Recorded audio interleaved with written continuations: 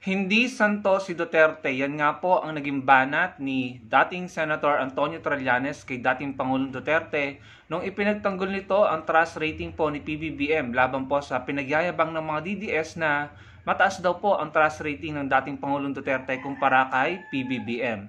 So ang sabi po ni dating Senator Antonio Trillanes, hindi santo si Duterte. Mamaya pag-usapan po natin yung naging pahayag niya patungkol dyan. Gusto ko lamang po munang humiling sa inyo kung maaari po sana ay ma-like nyo ang ating video. Pakilike po ng ating video dahil napaka-importante po niyan sa aming mga vloggers, lalo-lalo na sa aming pong gumagawa ng political content, no? And mamaya ipapaluwanag ko po sa inyo kung bakit kami mga vloggers ay laging humihiling na i-like nyo po ang ating video. Never ko pa pong naranasan makakuha ng 20,000 likes or 10,000 likes, no? So sana po ma-experience ko yan. And explain ko po sa inyo kung bakit kami po ay laging humihiling na i-like nyo po ang video natin. So, ayan po yung naging pahayag ni Senator Trillanes, no? Hindi daw po santo si Duterte. Pero bago po natin pag-usapan yan, gusto ko lang pong i-commend, no? Yung ginagawa ng ating bansa, ng ating gobyerno patungkol po sa West Philippine Sea. Kung matatandaan nyo, iniyayabang ng mga DDS noon na kapag sinalungat daw po ng Pilipinas, ni PBBM ang China, baka malugi daw po ang ekonomiya natin. Kasi hindi na daw po kukunin ng ating mangga, ang ating saging. And alam niyo na, isa-sanction daw po tayo ng China economically. Pero hindi naman po nangyari yun, no? Kaya nga po kami pumabor sa West Philippine Sea policy ni PBBM, kaming mga kakamping, dahil nakita namin ito po yung talagang dapat gawin. Election pa lang, yan po yung sinasabi namin, hindi po ba? And nung ginawa na ni PBBM ito, yung ganyang polisiya na talagang kinukontra niya yung pagiging ganid ng China, kami po ay sumuporta. Mga kababayan, kung matatandaan nyo, sinabi nila ng mga DDS, nako, hindi nabibili ng saging natin, ang mangga natin. Meron pong pagtangging ginawa ang China, pero ang tanong, namatay po ba tayo? Di ba hindi naman po, mga kababayan? Yung ating mangga ay nakarating na sa Australia. Ayan, ipapakita ko po sa inyo. And yung most recent, no? Italy. Ayan, mga kababayan. So ito po yung sinasabi namin sa inyo. Huwag tayong matatakot, no? Or huwag tayong maniniwala sa fear-mongering at warmongering na ginagawa ng mga DDS dahil ginagamit na po sila ng China para tayo ay takutin, no? At tayo po ay sumuko at magpaubaya na lamang. So buti na lang, hindi po nagpatinag si PBBM. At alam niyo yun, kung ganyan po yung pinuno natin, tayo po mga Pilipino, ang mga kasundaluhan ay magkakaroon ng moral at yung tingin natin sa sarili natin hindi magiging kawawa, no? Magkakaroon tayo ng lakas ng loob na sumalungat at lumaban. Hindi naman tayo makikipag-away or makikipaggera. Lagi pong sinasabi yan ng Pangulo. Pero hindi ibig sabihin na tayo ay ayaw sa gulo, ipababayaan na natin ang ating mga teritoryo, no? Kaya kung kinakailangan as much as possible yung diplomatikong paraan at yung mapayapang paraan gagawin natin, no? At habang ginagawa natin yon, yun na nga po ang ginagawa ng mga DDS at ng China, tinatakot po tayo. Hindi nabibili ng mangga natin, ang saging natin. Pero again, marami naman pong bansa sa mundo na pwedeng kumuha at bumili ng ating mga produkto, ng ating mangga, ng ating saging, at ng kung ano-ano pa. Andiyan na nga po yung Australia, Japan, at yung pinaka-recent, Italy, no? So kapag natikman nila kung gaano katamis ang ating mangga, panigurado uulit-ulitin nila yan, no? So yan po yung gusto nating mangyari, and thank God, no, nandyan si PBBM pinaglalaban ng ating West Philippine Sea at hindi nagpapatinag at hindi siya kagaya ni dating Pangulong Duterte na si dating Pangulong Duterte pa ang nagiging instrumento ng China para takutin tayong mga Pilipino na para tayong magpaubaya na lamang, na para bang sinasadya ni dating Pangulong Duterte. Hindi natin alam kung bakit siya nagkaganon, hindi po natin alam, pero kitang-kita po natin pare-pareho, ramdam natin na mahal niya at gustong-gusto niya ang China to the point na tayo po ay, ano sabi niya, gawing probinsya ng China. Hindi po yung biro para sa akin dahil yan po ay national security and interest, hindi po dapat ginagawang biro yan. Ano? So, kudos sa ating bansa, sa gobyerno, meron pa rin tayong pagbebentahan or pagdadalhan ng ating matatamis na mangga. At yan po ang kailangan natin, ano? Yung mga kaibigan sa ibang lugar, sa ibang bansa, para po tayo itulungan, no? So, wag tayong maniniwala sa fearmongering and warmongering at pananakot at panlilinlang ng mga DDS na kesyo wala nang bibili ng mangga natin. Ano pala ito, no? At panigurado, marami pa pong tatangkilik ng produkto natin. So, kailangan natin maging consistent hanggang 2028 at pag bumaba na sa PBBM, dapat ang papalit sa kanya ay kapareho ang polisiya, no? Kapareho na hindi sanggano, hindi kill, yung maayos, mamuno, organized, hindi bara-bara, hindi inaaway ang mga Pilipino, hindi minumura ang mga Pilipino, maayos, mamalakad, hindi nakikipag-away, hindi magtatanim ng sama ng loob or animosity para pag-away-awayin ng mga Pilipino, para pagwatak-watakin ng mga Pilipino. Sana hindi na po tayo bumalik sa ganong sistema dahil ang pagkakawatak-watak po natin ang nagiging opportunity ng China para kamkamin or pagsamantalahan yung ating pag-aaway-away dito para i-take yung advantage na yon, yung mga panahon na yon na tayo nag-aaway-away para kamkamin nila ang gusto nilang kamkamin sa ating bansa, mga kababayan. Ngayon, going back po dito sa naging pahayag ni Senator Trillanes. Regarding po ito sa trust rating ni PBBM at ni dating Pangulong Duterte. Ang paliwanag niya, ito ay isang bahagi lamang ng paliwanag niya, no? Na master na nila yung social media platform para malabas nila yung mensahe nila na inapi sila. Hindi santo si Duterte na suddenly kinaladkad mo na lang sa dahig. Yun yung fundamental truth na hawak mo. It's just a matter of articulating that and breaking it down doon sa taong bayan kung bakit nangyari yon. And that was not done, unfortunately. Kaya ngayon, nabaliktad nung Duterte camp, gagawin pa nilang martir at santo si Duterte. So, yan po yung naging paliwanag ni dating Senator Antonio Trillanes. Totoo naman mga kababayan, magaling po pagdating sa social media ang Duterte camp, ang mga DDS. No? Magaling sila mag-manipulate ng public opinion. Imagine na i-package nila sa taong bayan yung pagkaka-aresto kay dating Pangulong Duterte as kidnapping. Yan din yung ginagawa nila kay Tevez, kidnapping daw. And sa tingin ko, kung maaresto si Harry Roque, papalabasin nila kidnapping, no? And yung nangyari kay Quiboloy, sinasabi nila walang due process, umabuso daw po ang otoridad, ang grupo ni General Torre. So diyan po sila magaling, no? Yung in my opinion, magpa-victim. Sa totoo lang, sila po talaga yung walang pagpapahalaga sa due process. Binigyan pa nga sila ng due process maayos na due process. Pero ang galing nilang na i-package, no? Yung kanilang pag-prayer rally, yung pag-iyak sa social media, ang galing po nilang i-package as if sila po yung dinhado dito or inape. Yun nga po yung sinasabi ni dating Senator Trillanes. Kaya yung mga tao, iniisip nila, ang kontrabida si PBBM at ang inape ay yung kampo ng mga Duterte, si dating Pangulong Duterte. Kaya nag-reflect yan sa rating. Kaya nga po, sinasabi ko sa inyo, sa sobrang galing po nila, no, sa social media, kung titingnan nyo po ang mga post ni Maharlika Boljaquera, pumapalo po ng daan-daang libong views. Daan-daang libong views din si Banat Bay at saka yung isang abogado na Maka Duterte, na DDS yata siya. Umaabot pa halos ng 1,800,000, 900,000 ang kada upload niya. So, dito ko nakikita parang medyo talo po talaga ang mga kagaya naming vloggers, kakamping, loyalists na lumalaban sa naratibo ng mga DDS, no?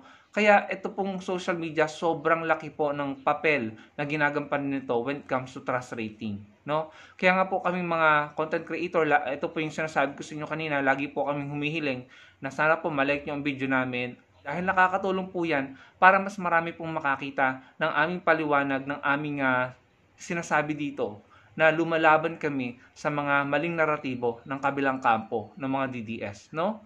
So, kung matatandaan nyo, gumastos po ng malaking halaga si dating Pangulong Duterte. Ayan po, gumastos po sila ng $200,000.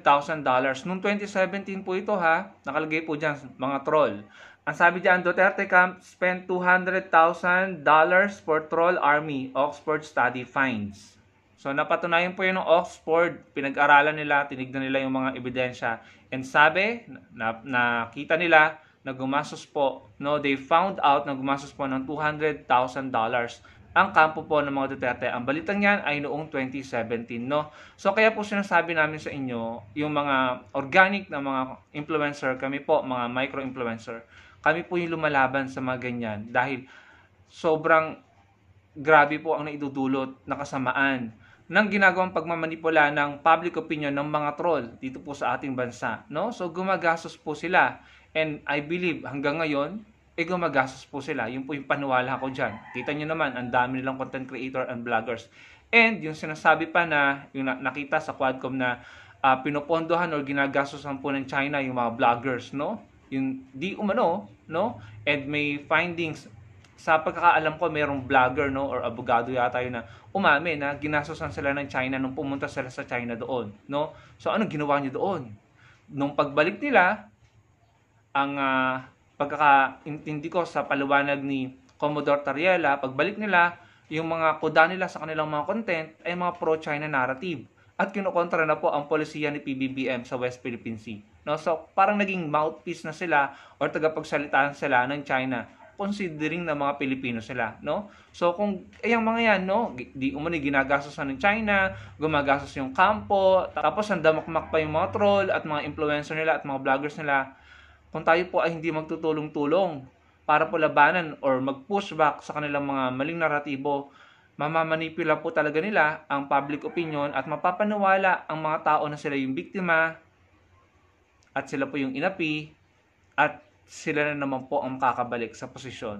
Kaya anong resulta po yung sinasabi ni dating Senator Trillanes? Dahil magaling sila pagdating sa social media, ang trust rating po ni PBBM na hindi naman nakikipag-away, hindi naman nakikipagmurahan, na sa tingin ko pa ginagawa naman yung tama pagdating sa West Philippine Sea.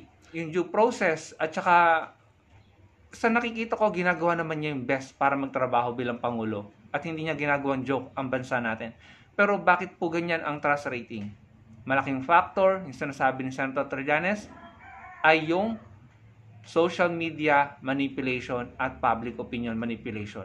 Kaya po yung lagi namin hiling sa inyo na kami pong mga vloggers na lumalaban para kontrahen, supalpalin at magbigay ng paliwanag laban dyan sa mga naratibo nila. Ang hinihiling lang po namin sa inyo ay i-like nyo ang aming video para marami pong makakita ng aming paliwanag. Para hindi po masayang ang effort naming mga vloggers, mga kababayan. And thankful naman po ako sa mga sumusuporta at lagi pong nakalike. Nagpapasalamat po ako, na-appreciate po namin yan. Lalo-lalo na po dun sa mga kababayan natin na nag-join sa membership po ng channel natin. Na-appreciate ko po ang inyong tulong at suporta sa akin at sa iba pang content creator. Malaking bagay po yan. Ang inyo pong 25 pesos per month ay malaking tulong po sa akin bilang isang content creator na gumagawa ng mga political content. Sa totoo lang po, hindi po madali gumawa ng political content. Ang dami po nating nakakaaway. Ang dami po namin nakakaaway. Mga nagpa-personal message sa amin ng hate messages at kung ano-ano pa. No? So, salamat po sa mga nagpa-member sa ating channel. Ayan naman po, anytime pwede nyo i-cancel. Ano po? And wala pong sapilitan. Gusto ko lamang pong ipahayag yung appreciation ko sa mga nagpa-member po sa channel. Laking tulong po yan para po sa aming mga content creator. And again, lilinawin ko, hindi ko po kayo pinipilit na magpa-member, doon lamang po sa mga gustong magpakita po ng support. Ang hinihiling ko lamang po sa inyo mga kababayan ay yun nga po, hindi lamang po para sa akin, sa lahat po ng content creator na nagsasabi, nagpapaliwanag ng maayos na paliwanag at lumalaban sa mga maling naratibo ng mga DDS. Sana po yung masuportahan nyo kami sa pamamagitan ng inyong like, no? Dahil kagaya nga po na sinasabi ni Senator Trillanes, magaling po pagdating sa social media manipulation and public opinion manipulation ang kalaban po natin. Ang tanging armas lamang po natin para labanan sila is yung tangkilikin or suportahan yung mga content creator na kagaya namin na lumalaban po sa maling naratibo ng kabilang kampo. So, yun po, no, mga kababayan, parang kasi talagang nakakasama ng loob na hindi naman nakikipag-away yung Pangulo at nakikita naman natin ginagawa niya yung best niya, no, para sa bansa. Hindi na-appreciate ito ng mga tao, may mga taong hindi nakaka-appreciate dahil mas nangingibabaw yung ginagawa ng kabilang kampo na pagpapakalat ng fake news, insult, at saka yung pagpapakalat ng hate, no, ginagalit ang taong bayan para magalit sa admin ni PBBM. Yan po yung nakikita ko sa mga content nila eh. Yung sobra sila magsalita, mambastos, at saka mangutya, manlait, at manira. No? Pinapakita ko naman po sa inyo yung mga content na binibigyan ko ng reaksyon. Yung po ay bentang-benta sa mga Pilipino na madaling mapaniwala. No? Yung rage bait, no? Yung mga nagmumura, bentang-benta po yan. At mas nakukuha po nila yung loob ng mga taong madaling mapaniwala nga po at gullible. No? Na nakinig lamang sa isang content creator na mura ng mura, na nagpapakita ng galit at saka emosyon, no? Nagagalit kay PBBM, gumaya na yung nakapanood at naniwala na agad, no? So they appeal to emotion. Kung makikita nyo po, yung kalimitan pa dyan, may mga drama-drama pa, no? tapos may pang-iinsulto. Ganyan ang gusto ng mga tao entertainment, no? Tapos napapaniwala na. At ang mahirap mga kababayan, kapag nagtuloy-tuloy po yan, sila yung laging namamayagpag sa social media, sila po ay makakabalik sa pwesto at lagot na naman po tayo. Balik na naman po tayo sa maling sistema ng ating bansa, no? Tama na yung rice tarification law, tama na yung mga POGO, Parmali, tama na yung mga pastillas scheme, no? Tama na yung mga bumibili ng mga lupain sa bansa natin. Tama na yung gagawin tayong probinsya ng China. Tama na po yung ganung sistema, no? Nakakapagod. Kaya sana mga kababayan, samahan nyo kami sa labang ito, kami mga vloggers, mga content creators. Samahan nyo kami sa ating laban dito po sa social media sa pamamagitan ng inyong engagement, ng inyong comment, at ang pinaka-importante, ang inyong panonood at paglalike ng ating video. So, hindi po tayo titigil mga kababayan kahit pare-pareho po kaming buwis buhay dito. Lalaban po tayo para sa bansa, no? Gusto natin magtuloy-tuloy yung maayos na pamamahala, no? And kung bababa po si PBBM sa posisyon sa 2028, yung papalit po sa kanya sana maayos din at kayang ipagpatuloy yung magagandang nagawa at magagandang polisiya ng Pangulong Bongbong Marcos Jr. para sa bansa natin. Hindi na yung aawayin tayo, gagawin tayong joke at magmumurahan tayo halos araw-araw. No, ayoko na ng ganon. Na para ba tayo ay isang malaking pasugalan, ano? Yung ramdam nga po ng maraming Pilipino nung nakarang administrasyon, parang ang daming sindikato po na nakapasok sa bansa natin. At higit sa lahat, sana yung papalit kay PBBM hindi maghihigante labang kay PBBM. Ayoko na po ng ganun, no? Huwag na po tayong magluklok na mapaghigante, na puro sama ng loob ang nasa puso, na puro pang-aaway ang ginagawa, no? Dahil tayong mga Pilipino nahahawa tayo nag-aaway-aaway din. Nawawala ang ating pagkakaisa at pagtutulungan para isulong ang ating bansa na yumaman, yumabong at maging komportable ang buhay ng mga Pilipino. Yun ang gusto ng China yung pigilan ang ating pag-unlad. Paano nila ginagawa ito? Kailangan nilang masigurado na tayo watak-watak at nag-aaway-aaway. Kaya nagluluklok sila ng mga pinuno o presidente na magiging instrumento nila o kasangkapan nila para tayo pag-away-awayin na puro galit ang nasa puso natin. Huwag na po sanang ganun mga kababayan. Salamat po sa panonood. Sana po i-like nyo ang ating video at makapag-komento kayo at magkita-kita po tayo sa susunod kong video. Salamat po.